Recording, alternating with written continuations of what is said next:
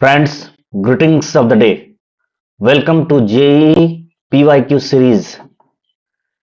आज का चैप्टर है सेंटर ऑफ मास। यह एक बहुत ही महत्वपूर्ण टॉपिक है और यह प्रॉब्लम सॉल्व करने के दृष्टिकोण से बहुत ही आसान भी है।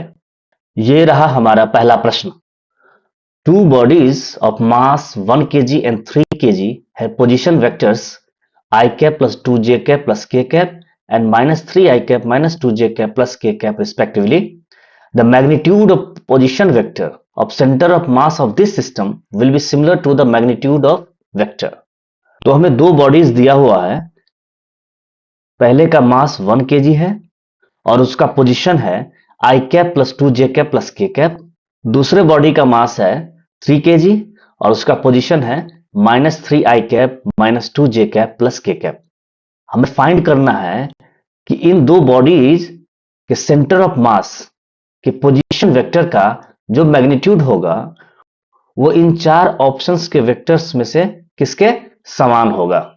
जैसा कि हम जानते हैं कि जो सेंटर ऑफ मास का पोजीशन होता है उसका फॉर्मूला क्या होता है, summation mass of one body into position of that body divided by summation of mass of all body, है ना। ये फॉर्मूला होता है, वही फॉर्मूला हमने यहाँ पे यूज किया है। तो इस केस में सेंटर ऑफ मास का पोजीशन वेक्टर होगा वो क्या होगा, मास of first body into position vector of first body plus mass of second body into position vector of second body divided by mass of first body plus mass of second body. तो ये रहा हमारा equation first. इस equation में अगर हम जो given information है कि mass of first body, position vector of first body, mass of second body और position vector of second body, अगर ये वैल्यू हम इस इक्वेशन 1 में हम पुट करते हैं तो हमारा पोजीशन वेक्टर क्या आ जाएगा, 1 जो कि है mass of first body into position vector of first body क्या है, I cap plus 2j cap plus k cap plus mass of second body क्या है 3 kg है इंटू और जो पोजीशन वेक्टर है सेकंड बॉडी का वो क्या है minus 3I cap minus 2j cap plus k cap divided by mass of first body क्या है 1 kg है, मास ऑफ सेकंड बॉडी क्या है 3 kg है।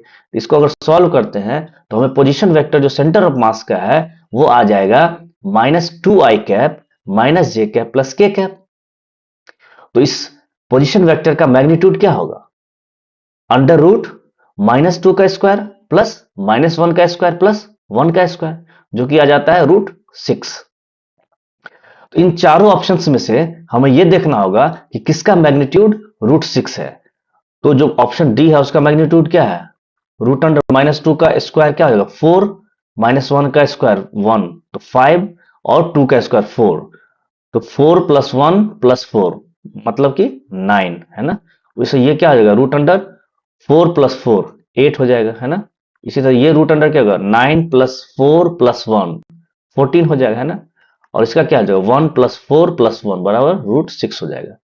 तो ये सिमिलर कौन से ऑप्शन का है, ऑप्शन ए के मैग्नीट्यूड के सिमिलर है हमारा इस केस में जो पोजीशन है सेंटर ऑफ मास का, इसलिए हमारा आंसर हो जाएगा ऑप्शन ए। ये रहा हमारा अगला प्रश्न। Two blocks of mass 10 kg and 30 kg are placed on the same straight line with coordinates 0 0 and x, 0 respectively. The block of 10 kg is moved on the same line through a distance of 6 cm towards other block. The distance through which the block of 30 kg must be moved to keep the position of center of mass of the system unchanged. इस case में initially जो पहला मास है जो कि 10 kg है वो कहां पे है, ओरिजिन पे है 0,0 पे है, और सेकंड मास जो है वो x, 0 पे है जिसका मास जो है सो 30 kg है। अब क्वेश्चन में ये दिया हुआ है कि अगर जो पहला मास है m1 उसको अगर हम 6 सेंटीमीटर हम मूव करते हैं टुवर्ड्स m2 मतलब कि 6,0 पे अगर वो नया कोऑर्डिनेट अब बन रहा है, तो जब 6,0 पे नया कोऑर्डिनेट बनेगा तो उस समय m2 को कितना मूव करना पड़ेगा जिससे कि सेंटर ऑफ मास जो हो सो अनचेंज्ड हो, मतलब कि सेंटर ऑफ मास वहीं पे रहे जहां पे फर्स्ट केस में है। तो जिस तरह से हम सेंटर ऑफ मास निकालते हैं उसी तरह से हम चेंज इन सेंटर ऑफ मास भी निकालते हैं। तो चेंज इन सेंटर ऑफ मास का भी सिमिलर फॉर्मूला होता है, डेल्टा XCM जो कि change in position of centre of mass है is equal to mass of first block into change in position of first block plus mass of second block into change in position of second block divided by mass of first block plus mass of second block. इसमें हमें question में दिया हुआ है कि जो change in centre of mass है वो 0 है, वो अनचेंज्ड है ना, दैट इज इक्वल टू, और मास ऑफ फर्स्ट ब्लॉक क्या है 10 है, इनटू, और जो पोजीशन चेंज हुआ है फर्स्ट ब्लॉक का वो क्या है 6,0 है फाइनल पोजीशन, और इनिशियली क्या था 0,0 था, इसलिए चेंज इन पोजीशन क्या हुआ 6, तो यहां पे हम 6 लिखेंगे, तो 10 इंटू 6 प्लस 30, सेकेंड ब्लॉक का मास क्या है 30 है ना, और चेंज इन जो पोजीशन है सेकेंड ब्लॉक का वो डेल्टा x2 लिखते हैं, divide by m1 plus m2 है ना। जब इसको सॉल्व करेंगे तो 60 प्लस 30 इंटू डेल्टा x2 क्या आ जाएगा 0 आ जाएगा है ना। इसको जब सॉल्व करेंगे तो डेल्टा x2 आ रहा है -2 सेंटीमीटर। इसका मतलब है कि जो चेंज है इन position of mass of second block वो क्या है -2 सेंटीमीटर है, मतलब कि ये जो m2 है उसे मूव करना होगा लेफ्टवर्ड डायरेक्शन में, कितना सेंटीमीटर 2 सेंटीमीटर है ना। इसलिए आइए हम चारों ऑप्शन को देखते हैं। तो 4 centimetre towards the 10 kg block, तो ये नहीं होगा है ना। 2 centimetre away from 10 kg block, ये भी नहीं होगा है ना। 2 सेंटीमीटर टुवर्ड्स 10 kg ब्लॉक है ना, क्योंकि 2 सेंटीमीटर जो है सो टुवर्ड्स 10 kg ब्लॉक ये मूव कर रहा है सेकेंड ब्लॉक है ना, इसलिए हमारा आंसर हो जाएगा ऑप्शन सी। आइए अब हम सॉल्व करते हैं नेक्स्ट प्रॉब्लम को। A circular hole of radius a by 2 is cut out of a circular disc of a radius a as shown in the figure. The centroid of the remaining circular portion with respect to point O will be, है ना, कि हमें दिया गया है कि एक circular disc है जिसका रेडियस क्या है a है, और उसमें से a by 2 रेडियस का कट आउट करते हैं उस सर्कुलर डिस्क में, तब जो है सेंटर ऑफ मास जो है वो क्या होगा इस सिस्टम का। इस केस में सेंटर ऑफ मास निकालने का जो कंसेप्ट होता है वो होता है कि कंप्लीट पोर्शन का हम मास लें और उसका जो सेंटर ऑफ मास होगा उसे लें, माइनस करें उस मास को जो कट आउट हो रहा है और उस कट आउट पोर्शन का जो सेंटर ऑफ मास होगा उसको, है ना, डिवाइडेड बाय फिर जो कंप्लीट मास है उसमें से माइनस करेंगे हम जो कट आउट मास है। इस केस में जो एक्ससीएम होगा, जो पोजीशन होगा सेंटर ऑफ मास का, वो क्या होगा m1x1 minus m2x2 divided by m1 minus m2। मान लीजिए कि जो सर्कुलर डिस्क है उसका मास m है, तो उसका डेंसिटी क्या हो जाएगी, मास पर यूनिट एरिया ले रहे हैं, तो m by pi A square होगा। तो फिर मास जो सेकेंड बॉडी है जो कि कट आउट पोर्शन है उसका मास क्या हो जाएगा रो डेंसिटी इंटू उसका एरिया कितना है pi into R square A by 2 का होल स्क्वायर, जो किया जाएगा m बाई 4। इसका मतलब है कि जो कट आउट पोर्शन है उसका मास क्या आ गया m बाई 4 आ गया। तो हम इस जो इक्वेशन 1 है उसमें हम पुट करते हैं सारे वैल्यू, तो उससे हमें सेंटर ऑफ मास मिल जाएगा जो रिमेनिंग सर्कुलर पोर्शन है उसका। तो m इंटू ए जो mass of complete circular disc है इंटू जो सेंटर ऑफ मास होगा, क्योंकि ये हमारा कोऑर्डिनेट एक्सिस है और y एक्सिस के अलोंग जो है सो हमारा जो बॉडी है ना वो सिमेट्रिक है ना। तो जो सर्कुलर डिस्क होगा जिसका रेडियस a है उसका सेंटर ऑफ मास कहां पे होगा, यहां पे होगा a,0 पे होगा, इसलिए हम लेते हैं m इंटू ए। और हमारा रेफरेंस पॉइंट जो है सो इस केस में ओरिजिन पे है, जो कटआउट पोर्शन है उसका सेंटर ऑफ मास क्या कहां पे होगा उसके सेंटर पर होगा, और उसका डिस्टेंस जो है वो ओरिजिन से कितना है a प्लस ए बाई 2 जो कि हो जाएगा 3/2a divided by m minus m by 4 है ना। अगर इसको सॉल्व करेंगे तो हमें इसका वैल्यू आ जाएगा एक्ससीएम का 5a/6। इसलिए जो रिमेनिंग सर्कुलर पोर्शन है उसका जो सेंट्रॉइड होगा या उसका सेंटर ऑफ मास होगा वो होगा 5/6a, जो कि रहेगा ओरिजिन से 5/6a डिस्टेंस पे। इसलिए इस केस में हमारा आंसर हो जाएगा ऑप्शन सी। आइए अब हम अगला प्रश्न सॉल्व करते हैं। 3 particles of mass 50 gram, 100 gram and 150 gram are placed at the vertices of an equilateral triangle of side 1 meter as shown in the figure.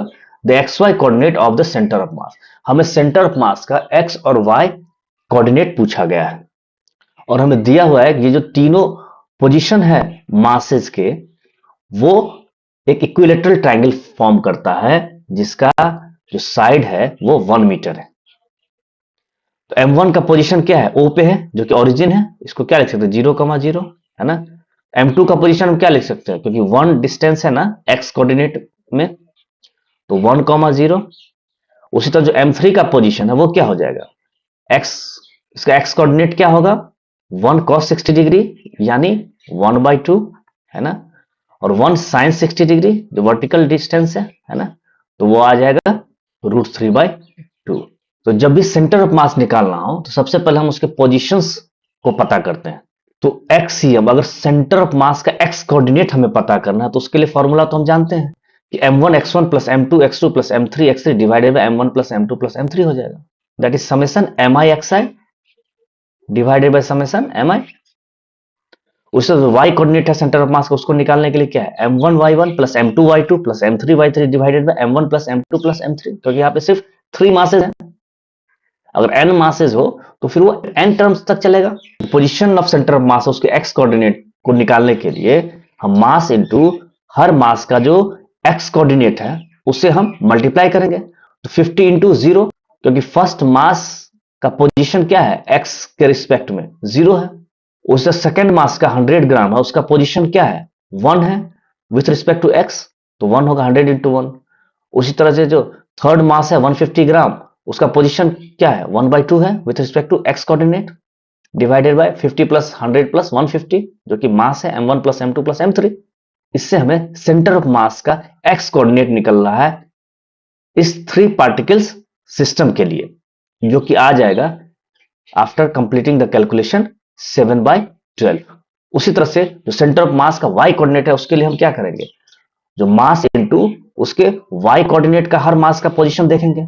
तो 50 इंटू 0, क्योंकि फर्स्ट का तो ओरिजिन पे ही है, सेकंड का 100 इंटू 0, क्योंकि वो जो सेकंड मास है वो लाई कर रहा है x कोऑर्डिनेट पे, इसलिए वो उसका y जो कोऑर्डिनेट होगा 0 होगा। उसी तरह से जो थर्ड मास है 150 ग्राम, उसका जो y कोऑर्डिनेट है वो क्या है, √3/2 है, divide by m1 plus m2 plus m3। इसको जब सॉल्व करेंगे तो इससे हमें वैल्यू आता है √3/4। इसलिए जो सेंटर ऑफ मास का x कोऑर्डिनेट है वो होगा 7/12 और जो y कोऑर्डिनेट है वो होगा √3/4। क्योंकि यहाँ पे यूनिट दिया हुआ मीटर, इसलिए हम यहाँ पे मीटर लिखेंगे। तो इसलिए हमारा आंसर हो जाएगा 7/12 मीटर x कोऑर्डिनेट और √3/4 मीटर y कोऑर्डिनेट। इसलिए option C is the correct answer.